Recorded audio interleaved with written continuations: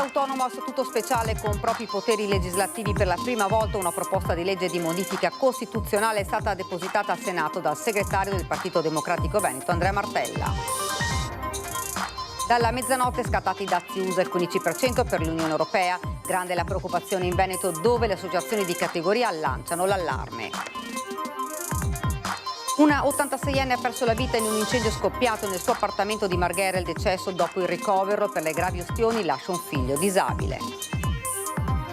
Tra Mestre e Martellago sta seminando il panico in bar e ristoranti, dove per l'agilità con cui conduce i furti si è conquistato il soprannome di ladro acrobata, ora caccia all'uomo. 12enne di Castelfranco salvato in extremis da un giovanissimo bagnino della Guardia Costiera a Jesolo, era in mare nonostante il divieto di balneazione per il vento.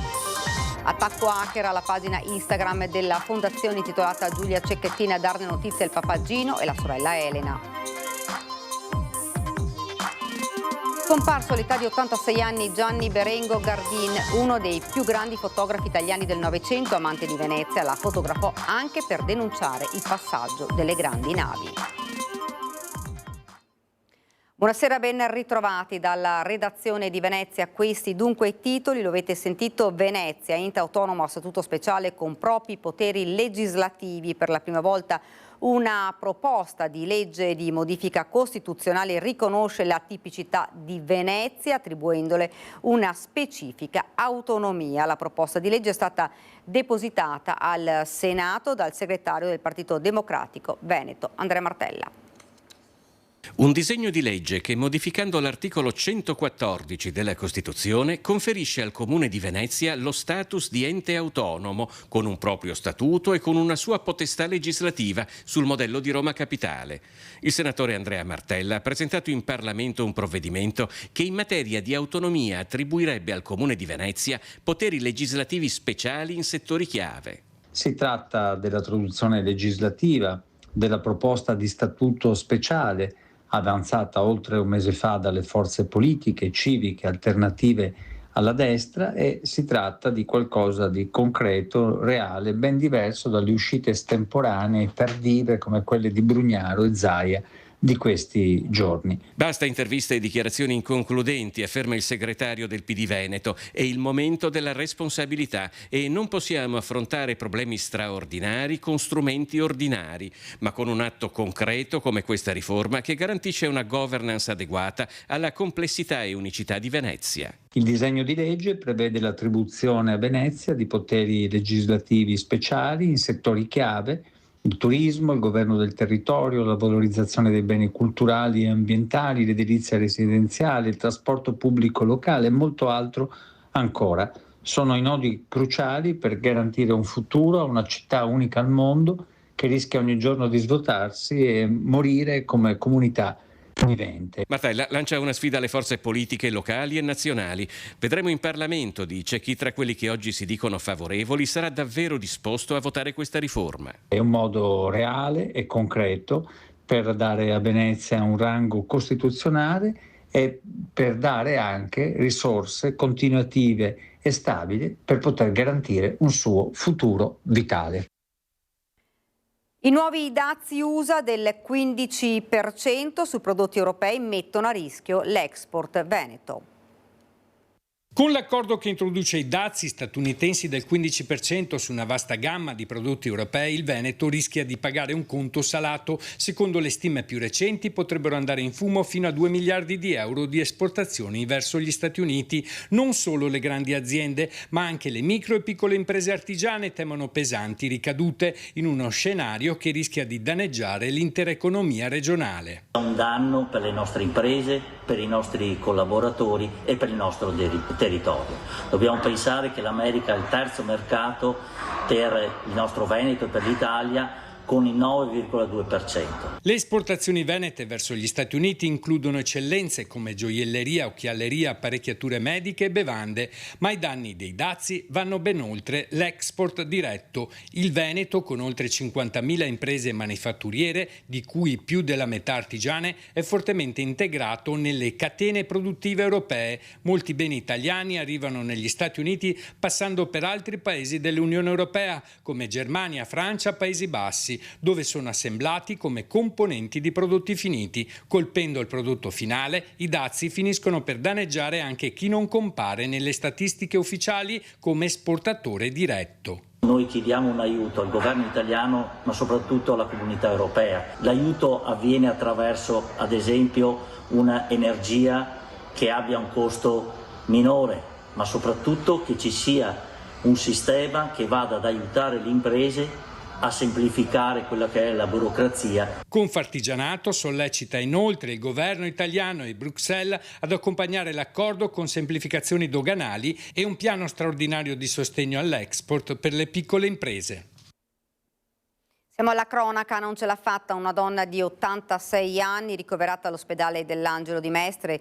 Le ustione e l'intossicazione provocate da un incendio scoppiato nella sua abitazione a Marghera la notte scorsa. A dare l'allarme sono stati alcuni vicini di casa. I vigili del fuoco sono riusciti a portare in salvo fuori dall'appartamento di via Alleghe sia la donna che il figlio disabile che viveva con lei. Purtroppo le cure si sono rivelate vane. Il figlio è stato invece affidato ai servizi sociali.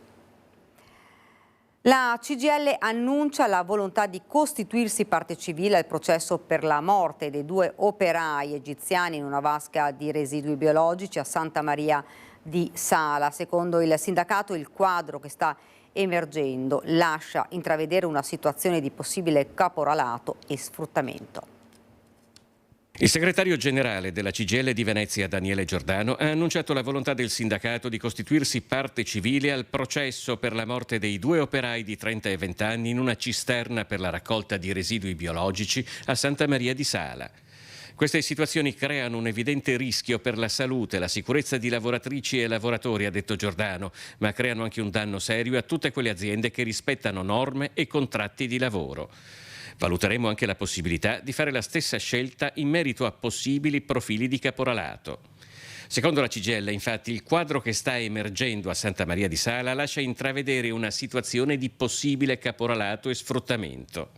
La provincia di Venezia segna un record di infortuni e morti sul lavoro e quando in molti di questi la situazione è opaca, sostiene sempre la CGIL, significa che dilagano situazioni di illegalità, lavoro nero, sfruttamento e spesso caporalato. Ad esserne vittima molte volte chi si trova in una situazione di difficoltà e vulnerabilità proveniendo da un altro paese. Tra Mestre e Martellago sta seminando il panico in bar e ristoranti dove per l'agilità con cui conduce i furti si è conquistato il soprannome di ladro acrobata. Ora è caccia all'uomo che oltre a rubare provoca ai locali migliaia di euro di danni. Da almeno un paio di mesi si muove tra Martellago e Mestre prendendo di mira bar e ristoranti. Spesso torna sul luogo del delitto a rubare una seconda volta. È stato definito il ladro acrobata per la sua abilità nell'arrampicarsi, infilarsi e sgusciare nei passaggi più improbabili, ma nel caso pur di entrare non disdegna lo scasso o lo sfondamento delle porte. Ruba di tutto, soldi naturalmente e se ne trova, ma anche cellulari, tablet, casse per la musica, bottiglie e salami. È un ladro un po' particolare che però siamo sicuri che i carabinieri sono già sulle tracce in quanto ci sono delle indagini ben definite e spero che prima o poi verrà preso perché veramente merita di andare dove tutti vogliamo, quindi in galera. In comune di Martellago il ladro acrobata ha colpito 2 volte alla Casa Gialla, la trattoria della Prosenectute di Marghera, probabilmente è il responsabile anche del furto alla pizzeria Pomodoro, sempre a Maerne, e 2 volte a Ca' della Brace ad Olmo per una refurtiva sui 2.000 euro. Il primo è stato più aggraziato, ha forato un vetro, ha aperto la maniglia, è entrato, ha preso monete che erano in cassa e è andato via. L'altro invece ha fatto 3 tentativi, quindi su 3 porte, e non è riuscito, alla quarta ha buttato giù il vetro. Sono più i danni o più quello che ha rubato? Più i danni. Gli staff dei locali preferiscono non rendersi riconoscibili, temendo possibili ulteriori conseguenze, come allo Stinger, vicino all'uscita della Castellana a Mestre. Anche qui il ladro acrobata ha colpito 2 volte. La prima di mattina verso le 8:15 ha sfruttato una finestra aperta e nel giro di 30 secondi ha raffato il fondo cassa, quindi all'incirca 200 euro. C'erano delle persone dentro? C'erano delle persone, uno in spogliatoio e uno in cucina. È stato bravo, i complimenti per l'agilità e la destrezza. La seconda volta è stato più grave perché è entrato la notte forzando il serramento. Questa volta il bottino quanto è stato? Sempre all'incirca 200 euro e le mance dei dipendenti che si aggiravano circa sui 700 euro. Il responsabile dei furti sarebbe italiano, forse del posto. Il sindaco di Martellago, Andrea Saccarola, è in costante contatto con le forze dell'ordine e si dice fiducioso di una soluzione del caso. Nel 2013 mi ricordo che il sindaco Barbiero era stata anche dal prefetto perché appunto Martellago era sommersa dai furti. Negli anni, grazie alla loro amministrazione, grazie alla nostra, siamo arrivati ad avere 120 telecamere sul territorio, dove veramente adesso abbiamo un territorio videosorvegliato e anche più sicuro. In difficoltà tra le onde, 12enne di Castelfranco salvato grazie ad un giovanissimo bagnino di Jesolo Turismo e all'intervento della Guardia Costiera. È caduto ieri davanti alla spiaggia del Faro. Eccolo mentre viene issato sul gommone della Guardia Costiera, sul quale un istante dopo sale anche il bagnino che l'ha salvato. Siamo sulla spiaggia del Faro e da poco passato mezzogiorno un ragazzino di 12 anni di Castelfranco, nonostante la bandiera rossa ed il divieto di balneazione, si è immerso trovandosi subito in difficoltà, spinto dalla corrente al largo e verso gli scogli. Provvidenziale l'intervento dell'addetto al salvataggio della torretta gestita da Jesolo Turismo, che si è subito tuffato ed ha raggiunto il bambino. Nonostante la giovane età, il bagnino a 18 anni ha capito la problematicità della situazione. Le condizioni proibitive del mare, il forte vento rendevano impossibile tornare a riva, mentre la corrente spingeva entrambi verso gli scogli. Con sangue freddo il bagnino ha valutato la situazione di pericolo ed è riuscito a portarsi all'esterno, facendosi trasportare dalla corrente. Nel frattempo era stata allertata la Guardia Costiera, che è intervenuta con il gommone. Fortunatamente l'assistente bagnante è stato molto celere nell'intervenire e quindi ha potuto mettere in sicurezza il ragazzino, però ovviamente era impossibilitato a poter rientrare a causa delle cattive condizioni meteorologiche. Era presente peraltro la bandiera rossa con cui non bisognerebbe mai andare in acqua. E a quel punto il nostro intervento è stato tempestivo e nel giro di pochissimi minuti siamo riusciti a mettere in sicurezza sia il ragazzino che l'assistente bagnante. Il ragazzino sta bene ed è stato riportato dalla mamma. La Guardia Costiera, a maggior ragione in questo periodo di grande afflusso di bagnanti sul litorale, ricorda quelle che sono le norme da rispettare per divertirsi al mare in sicurezza. La bandiera rossa significa sempre e comunque di non immergersi, è sconsigliato immergersi anche se si è nuotatori esperti, perché il mare di per sé è un ambiente pericoloso e come tale deve essere trattato, perché quello che potrebbe sembrare semplice da un momento all'altro può mutare ed è quindi necessario prestare la massima cautela, così come è necessario e importante prestare attenzione ai divieti in prossimità delle foci dei fiumi. È vietata la balneazione. Controlli all'alba agli ingressi della città, fermati veicoli, autobus e furgoni carichi di merce destinata alla vendita illecita. 2 spacciatori sono stati arrestati. Un centinaio di borse contraffatte con noti marchi di alta moda, una cinquantina di matrici metalliche con loghi falsi e diversi telimare destinati alla vendita abusiva. È questo il bilancio dell'operazione scattata alle 5 del mattino contro il commercio illegale. 6 equipaggi della polizia locale hanno dato il via a un'azione di controllo capillare su tutte le principali vie d'accesso alla città, con verifiche su auto private, furgoni e autobus di linea. L'obiettivo: intercettare la merce destinata ai venditori abusivi che operano nelle zone centrali e turistiche di Jesolo. L'intervento ha portato anche all'identificazione di alcuni soggetti coinvolti. Si tratta di un'operazione che si inserisce in una più ampia strategia di contrasto alla contraffazione, già attiva da alcune settimane, con sequestri ripetuti lungo spiagge e aree del Lido. Sempre a Jesolo, nel fine settimana, 2 persone sono state arrestate dalla Polizia di Stato per detenzione ai fini di spaccio. Il primo spacciatore è stato fermato alla spiaggia del Faro con droga e denaro contante, il secondo in una discoteca trovato in possesso di pasticche di ecstasy e chetamina. Entrambi gli arresti sono stati convalidati e per i 2 è stato disposto il foglio di via obbligatorio. Un attacco hacker alla pagina Instagram della fondazione intitolata Giulia Cecchettin Darnè.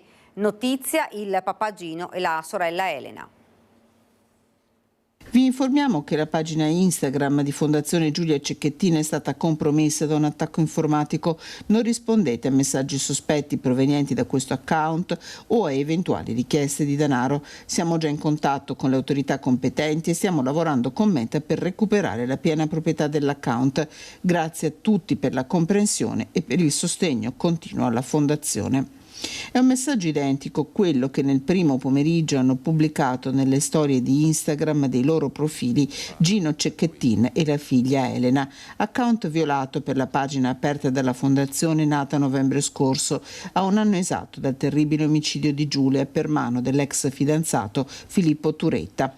Un'opera che Gino e i figli hanno fortemente voluto per ricordare Giulia e continuare nel loro instancabile lavoro di sensibilizzazione, prevenzione e contrasto alla violenza di genere. Il profilo è stato hackerato da pirati informatici che chiedono di essere contattati, una tipologia di reato in crescita che ha toccato la pagina Instagram della Fondazione, che conta oltre 100.000 follower e racconta di giorno in giorno le numerose iniziative che continuano a fiorire nel nome di Giulia Cecchettin. Gino ed Elena Cecchettin nel frattempo sono al lavoro per tornare nella piena proprietà dell'account. Prosegue la mobilitazione dei cittadini contro l'abbattimento di 2 platani a Campo Sant'Agnese ieri sera, una nuova passeggiata per chiedere più tutela del verde a Venezia. Una quarantina di cittadini hanno partecipato a una passeggiata informativa per protestare contro l'abbattimento di 2 platani a Campo Sant'Agnese giudicati a rischio dal comune.